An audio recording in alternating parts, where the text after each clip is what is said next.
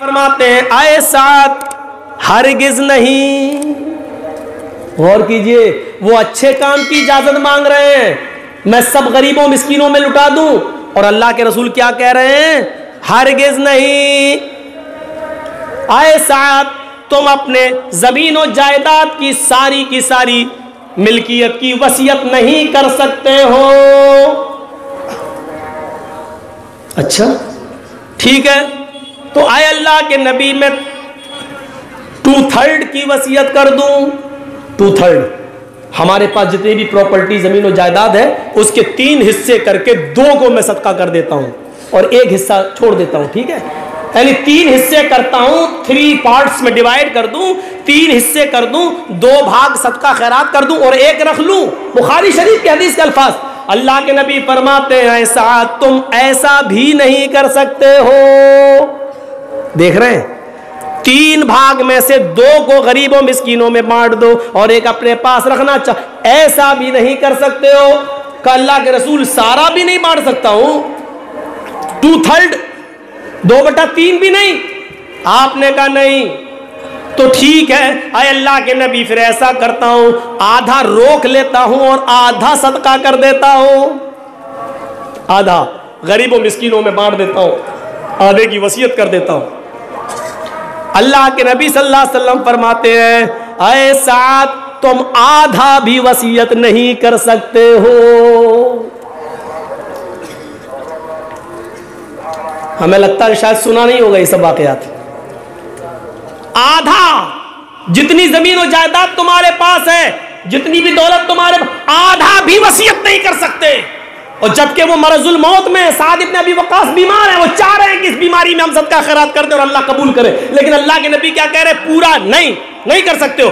2/3 नहीं, 2/3 भी नहीं, दूसरा 3 हिस्से में से 2 हिस्से नहीं, आधा भी नहीं।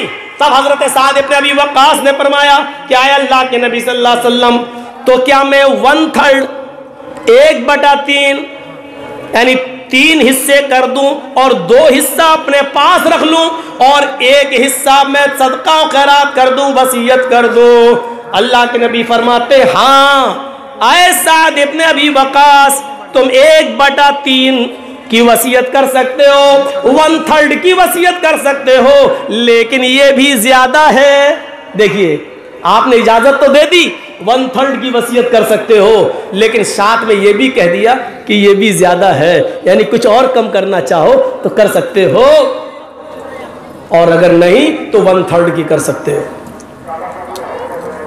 ये पूरा वाकया बताने का मेरा मकसद सिर्फ इतना है कि मरते वक्त वो सदका करना चाहते हैं, अच्छा काम करना चाह रहे हैं, जहेज में पैसा नहीं लुटा रहे हैं, बारातियों पे खर्च नहीं कर रहे हैं, आतिशबाजियों में पैसा खर्च नहीं कर रहे हैं, दड़े सट्टे पर पैसा खर्च नहीं कर रहे हैं, माले हराम पर और हराम चीज में नहीं लुटा रहे हैं, हराम चीज पर नहीं लुटा रहे हैं, बल्कि सदका करना चाहते हैं, गरीबों को देना चाहते हैं। लेकिन अल्लाह के नबी फरमाते हैं ये भी नहीं कर सकते हो, इतना कर सकते हो, इतना नहीं कर सकते।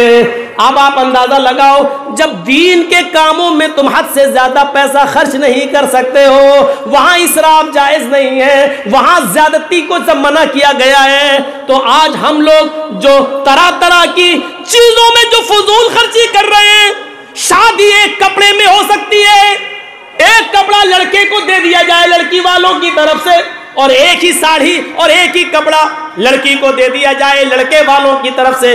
शादी एक जोड़े में हो सकती है, लेकिन 20-20 साड़ियां, उधर से 20-20 कपड़े, 500 रुपए के जूते में काम चल सकता है, लेकिन 5000 का जूता, 1000 रुपए के सूट में काम चल सकता है, लेकिन 20-20 हजार की साड़ी। अरे कुछ तो हया करो, कुछ तो शर्म करो। किस नबी की उम्मती हो जिसके पास रात में खाने को कुछ नहीं और वो करवटें बदल रहा है? उसकी उम्मती शादियां कर रही है और कर रहे हैं, एक साड़ी पर 20-20 हजार, 15-15 हजार, 10-10 हजार रुपए का खर्च किया जा रहा है। कम से कम इन फजूल खर्चियों से बचो। जब जायज कामों में दीन के कामों में, गरीबों और मिस्कीनों में भी एक लिमिट से ज्यादा खर्च नहीं कर सकते, तो इन फजूल खर्चियों में तुम्हें करने की इजाजत किसने दे दी है? मेरे भाइयों, तसव्वुर करो, समाज के चौधरियों, समाज के जिम्मेदारों, तुमसे हिसाब किताब होगा। अगर समाज में कोई आदमी अपनी लड़की को, अपनी बीवी को 3 तलाक दे दे तो आप उसका सोशल बाइकाट करते हैं, आप उसको समाज में जीने नहीं देते हैं, आप उससे कतई ताल्लुक कर लेते हैं। जब समाज में आपने ये दस्तूर बनाया है तो आपके समाज में ये दस्तूर कैसे कायम है कि 15,000 की साड़ी दी जाए, 20,000 की साड़ी दी जाए, 200-300 आदमी बारात में आए? अगर एक दस्तूर वो बना सकते हो तो दूसरा दस्तूर तुम्हारे सामने कैसे चलता है? आए समाज के ठेकेदारों, कयामत के दिन तुम भी पकड़े जाओगे, अल्लाह की कसम तुमसे भी इसका हिसाब किताब होगा। मौलाना जर्जीस ने अपनी बीवी को एक तलाक दे दी, 1 महीने बाद, 2 महीने बाद फिर दे दी, 2-3 महीने बाद फिर दे दी।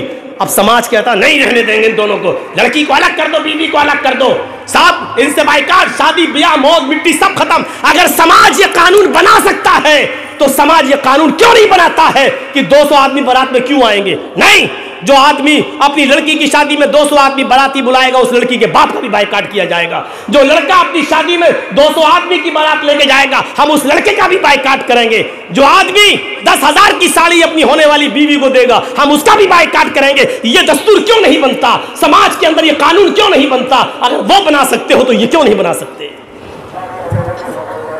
मौलाना बड़ी मुसीबतें खड़ी कर रहे हैं हमारे लिए, बुलाएंगे तो होगा। अच्छा, अब देखिए भैया जल्दी जल्दी, अब एक और मसला सुन लो। हाँ, और इस मसले को हमारे मर्दों से ज़्यादा हमारी जो लेडीज़ आई हैं, ख्वातीन औरतें, ये सुने। अब जो मसला मैं बताने जा रहा हूँ वो सुनिए, फजूल खर्ची से ही ताल्लुक़ रखता है, और इसके बाद फिर हम टर्न लेंगे दूसरी तरफ। और सुनिए, पानी ठंडा है, कुछ गर्म नहीं मिल जाएगा? थोड़ा सा अगर कहीं गर्म पानी हो तो देख लो।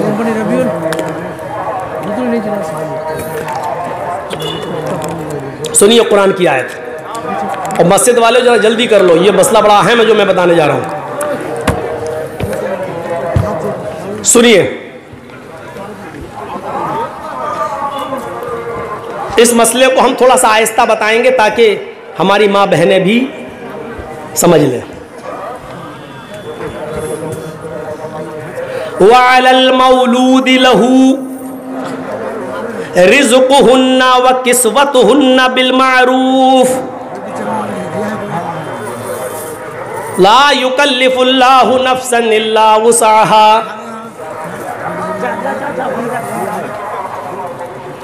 इधर देखिएगा,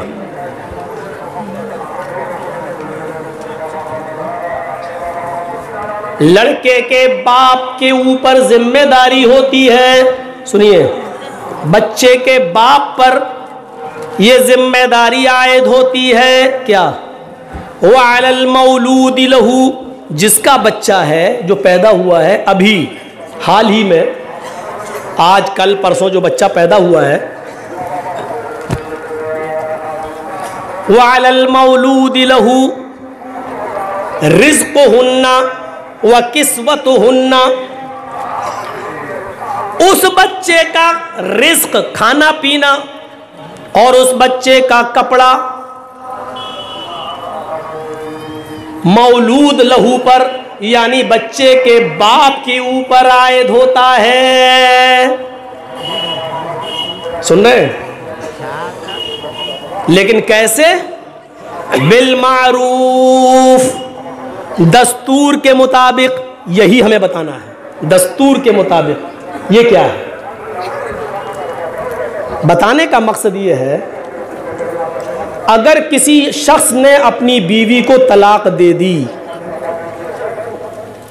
तलाक पड़ गई, तलाक हो गई, और 3 महीने गुजर गए, बच्चा आज पैदा हुआ, और शौहर ने बच्चे की पैदाइश के बाद अपनी बीवी को तलाक दे दी, फिर दूसरे महीने में दूसरी तलाक दे दी, फिर तीसरे महीने में तीसरी तलाक दे दी, अब तलाक पड़ गई। औरत तीसरी तलाक के बाद अपने शौहर पर हराम हो गई, लेकिन कुरान एक कानून मुतय्यन कर रहा है कि उस 3 महीने के बच्चे का क्या होगा।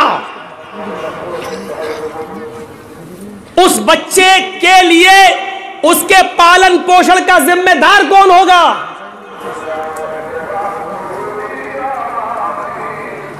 कुरान कहता है, यानी अल्लाह रब्बुल आलमीन फरमाता है, रिज़्क़ुहुन्ना व किस्वतुहुन्ना, उस बच्चे का रिज़्क़, उस बच्चे का खाना पीना यानी दूध जो पी रहा वो, और उसका कपड़ा लत्ता, ये बाप के जिम्मे आयद होता है।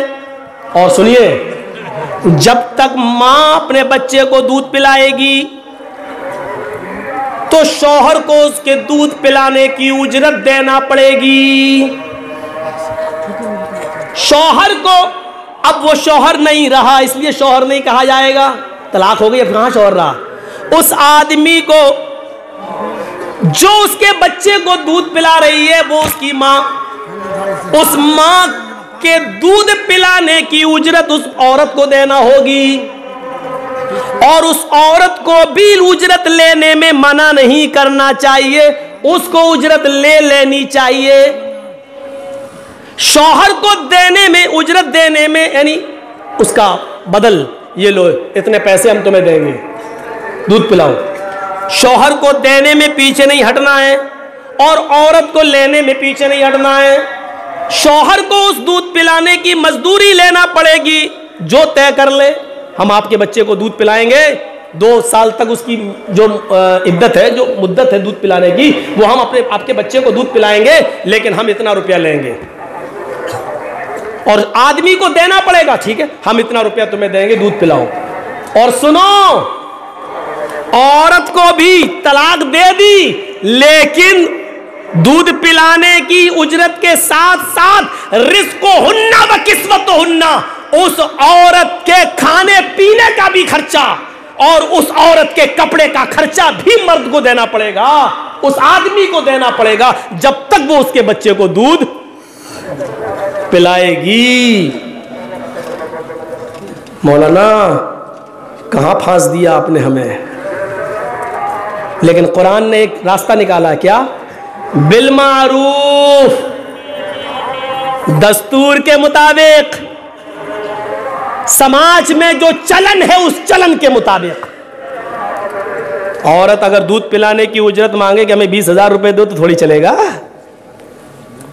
औरत ये कहे कि हम इतने दिन आपके बच्चे को दूध पिलाएंगे, हमको ये कपड़ा लाओ खरीद के 10,000 की साड़ी, तो थोड़ी चलेगा।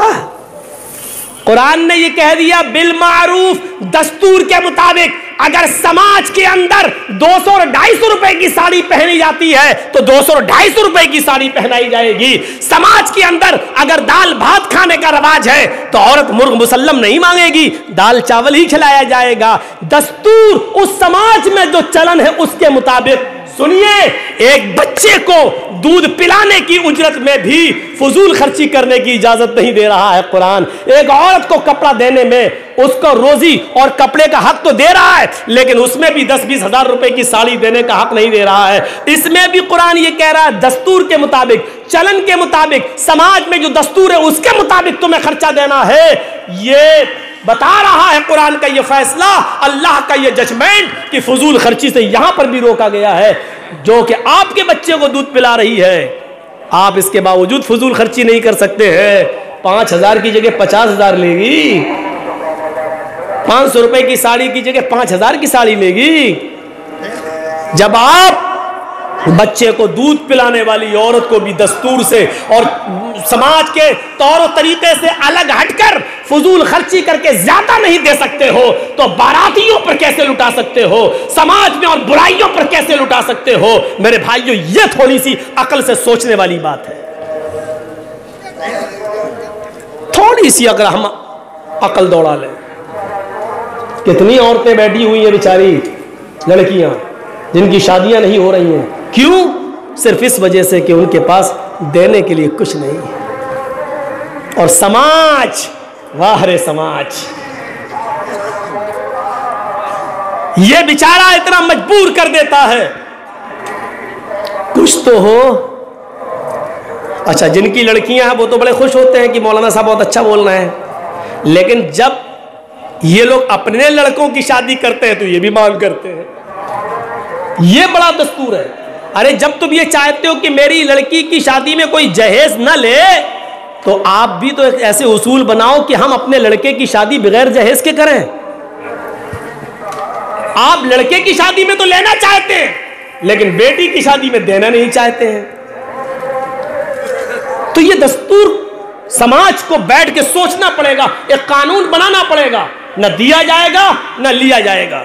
और सोचो तो सही कि एक बाप 18, 19, 20, 22 साल तक अपनी लड़की की निगरानी करता है, घर में कोई नहीं है, बीवी अपने मायके गई है, आपकी बेटी जवान है, लेकिन आप घर छोड़ के इसलिए नहीं जाते हो कि घर में मेरी सियानी जवान बेटी अकेली बैठी हुई है।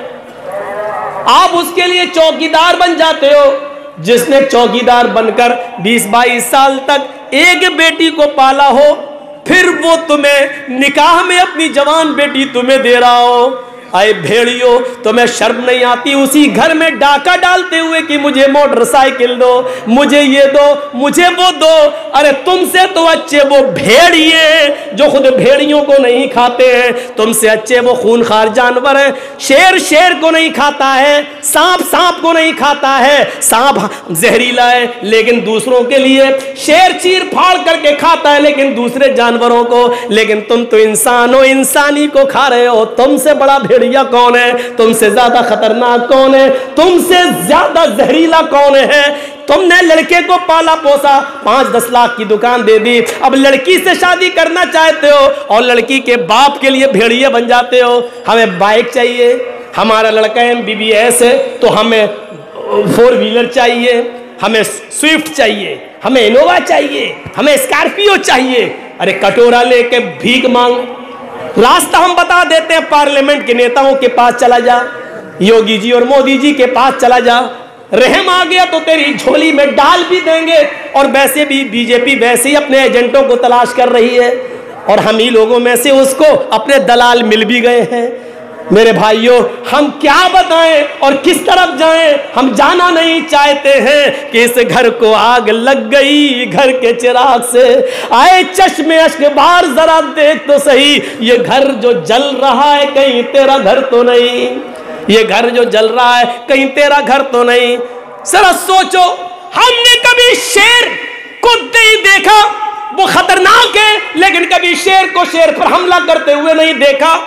हमने कभी सांप को सांप पर हमला करते हुए नहीं देखा। हमने कभी भेड़िए को भेड़िए पर हमला करते हुए नहीं देखा। हमने एक जानवर को देखा कि वो दूसरी नस्ल पर हमला करते हैं, दूसरे जानवरों पर हमला करके उसका शिकार करके खाते हैं। लेकिन हाय इंसान, तू कितना बड़ा भेड़िया है और कितना खूनख्वार है कि तू अपने ही जैसे इंसान पर हमला करता है, अपने ही जैसे इंसान पर हमला करके उसके गोश्त को नोच नोच के खाता है। वो बेचारा अपनी बेटी की शादी करने के लिए लोन लेता है और उस लोन के लिए अपना मकान लोन पर रख लेता है। अपने मकान के कागज देकर वो आसान और सस्ते ब्याज के दर पर वो लोन लेता है और फिर वो अपनी बेटी की विदा कर देता है। लेकिन उस घर का कर्ज अदा करते करते उस बूढ़े की पूरी जिंदगी गुजर जाती है और बाद में पता चलता है बैंक वाले आए, उन्होंने घर पर कब्जा कर लिया, सबको घर से बाहर निकाल दिया।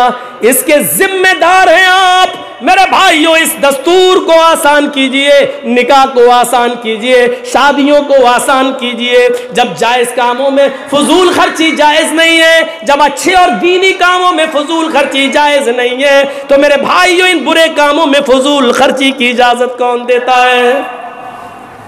इन फजूल खर्ची में एक चीज और भी आती है। जहां शराब है, जहां बारात है और शादियां हैं, वहीं पर एक फजूल खर्ची में एक चीज और आती है। बीड़ी और सिगरेट और तंबाकुओं में जो पैसा हमारा बर्बाद होता है, ये भी फजूल खर्ची है। और आज के जमाने में सबसे ज्यादा पैसा जो खर्च हो रहा है वो शराब नोशी पर हो रहा है। हमारे समाज की नौजवान नस्ल आज जितनी तेजी के साथ शराब की तरफ बढ़ रही है, शराब की तरफ बढ़ रही है, मेरे भाइयों अब इसको रोकना बड़ा मुश्किल हो गया है। मौलाना जर्जी साल में एक बार आएंगे, बोल के चले जाएंगे। तकरीर करके चले जाएंगे, लेकिन काम तो हमें और आपको खुद करना है। रोकना तो समाज को है, जिम्मेदारों को है। आइए, शराब मुख्तलिफ अदवार में मुख्तलिफ तरीके से मुख्तलिफ हालात में कम होती गई और लास्ट में आकर वो हराम करार दी जाती है, लास्ट में आकर हराम करार दी जाती है। आइए मैं आपको बताऊं, शराब के सिलसिले में मक्के में सबसे पहले जो आयत नाजिल हुई वो आयत ये थी, वमिन समरातिन नखीली वल अनाबी तत्तखिज़ून मिनहु सकरन व रिज़क़न हसना।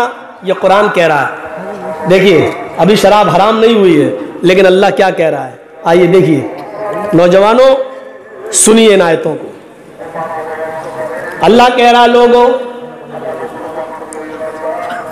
फलों में से खजूर और अंगूर भी एक फल है। वमिन समरातिन नखीली, नखील नखल खजूर को कहते हैं। वमिन समरातिन नखीली वल अनाब, इनब अंगूर को।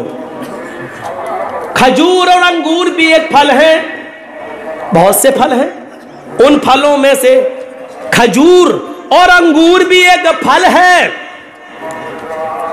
खजूर डेट, अंगूर ग्रेप्स, ये फल हैं, बहुत से फल हैं, लेकिन ये दो फलों के नाम आए। फलों में से खजूर और अंगूर भी फल है। तत्तखिज़ून मिनहु सकरन, जिनसे तुम नशा बनाते हो, लेकिन अभी हराम नहीं हुआ। तत्तखिज़ून मिनहु सकरन, जिनसे तुम नशा बनाते हो। अरब के अंदर खजूर से और अंगूर से, जौ से शराब बनाई जाती थी। जिनसे तुम नशा बनाते हो, जिनसे तुम शुक्र नशा तैयार करते हो, अभी हराम नहीं हुआ। देखिए बताया, व रिज़क़न हसना, और खूबसूरत हसीन व जमील रिज़्क भी पाते हो। यानी खजूर ऐसे खा लो तो वो खूबसूरत फल है, अच्छा रिज़्क है, खा लो। और इससे तुम नशा भी बनाते हो। अल्लाह ताला ने नशा कहा है, लेकिन नशे को हसन नहीं कहा है। यानी पीना चाहो तो पी लो, लेकिन ये रिज़्क हसन नहीं है, नशा है। तुम पी रहे हो, पियो। उस वक्त तक अभी हराम नहीं हुआ था, पीने की इजाज़त है, लेकिन अल्लाह ने सकरन कहा, जिनसे तुम नशा बनाते हो, लेकिन नशे के साथ हसन नहीं कहा। और रिज़्क़न के साथ हसन का, रिज़्क़न हसना। और जब ऐसे ही खाते हो तो ये पाकीज़ा रिज़्क है, अच्छा रिज़्क है। यानी ऐसी खजूर अंगूर खाओ तो अच्छा है, लेकिन जब नशा बना लेते हो तो अच्छा नहीं है। पी रहे हो पियो, खा रहे हो खाओ, लेकिन अच्छा नहीं है। देखिए, शुरुआत ही बता रही है कि खा सकते हो, लेकिन अच्छा नहीं है। पहली चीज। अब दूसरी जगह आइए, कुरान में अब अल्लाह ताला ने दूसरी जगह क्या फरमाया। अब देखिए, शराब की, अब मदीना में जब हिजरत करके मदीना पहुंच गए अल्लाह के रसूल, ये मक्के में आयत नाजिल हुई। अब जब मदीने पहुंचे तो शराब के बारे में क्या हुक्म आता है। यहां पर भी हराम नहीं हो रही है, सुनिए, इधर भी हराम नहीं हो रही है। यसअलूनका अनिल खम्रि वल मैसिर, आए मोहम्मद सल्लल्लाहु अलैहि वसल्लम,